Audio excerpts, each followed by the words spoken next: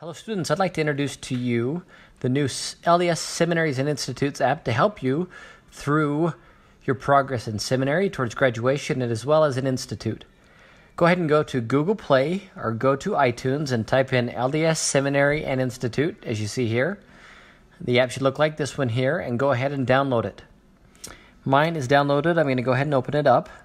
And when you come to this point, it'll ask for your LDS account, username, or password.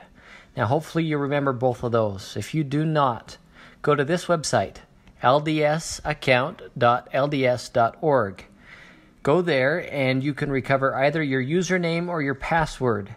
If you have created one before and tied it to your membership, do not create a new one. Please go through the steps of recovering your username and password, and that will be the best thing to do. The two pieces of information that you need are number one, your birth date, which I hope you remember, and number two, your membership record number. Your membership record number can be found on LDS Tools. Your parents can find it under your own membership information, or a member of the bishopric have access to that to give you your membership record number. If you've never created one before, you'll need both of those pieces of information as well. So go ahead and go through that first before you move on. You need to make sure that your LDS account is tied to your membership, which then can tie to your seminary account. I'm going to go ahead and log in here with a student account. So once you log in, it will bring you to this page. What this is telling you is you can switch from seminary to institute when you switch that roles. If you click on settings there, you can go ahead and switch between those particular roles. I'm going to go ahead and touch on Get Started. So it should bring you to this page here. This page is the same for both students and parents. First, we see readings. Let's look at that. Here in readings, your teacher has put in the different checkpoints along the semester to help you keep caught up so that you can complete the reading for both semesters towards graduation. Once you have read the introduction and Doctrine and Covenants Section 1, you can go ahead and check that off. And so on as you complete the readings. So at least once a week, make sure you're logging in here and marking off readings. Parents can go ahead and log in and see where their students are at as well with regard to readings. Under attendance here, let's go ahead and click on that. That exclamation point means I have fallen under the credit threshold. So I'm going to go ahead and touch on that. And in this case, I'm at 67%. I need to be above 75%, so I need to do some makeup work. So I can touch on my days absent here, and it brings me to this page where it shows me the makeup work that I need to do to make up for what was done in class.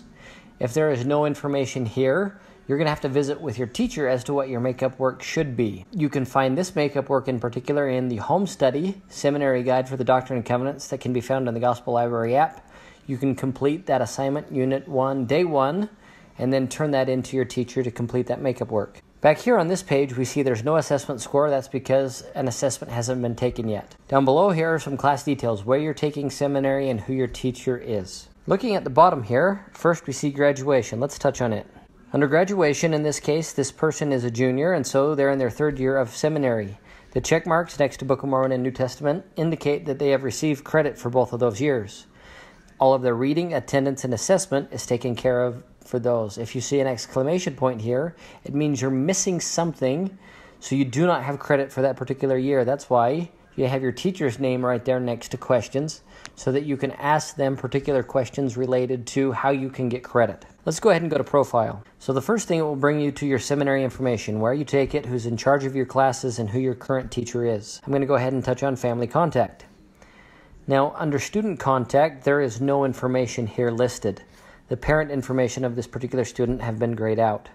Students can hit Edit, and they can choose the type of method they'd like to be contacted by, be it text message or email. And so this merely allows the students to receive a text message or an email when the teacher chooses to send a message to the student information system. I'm not going to put one in right now.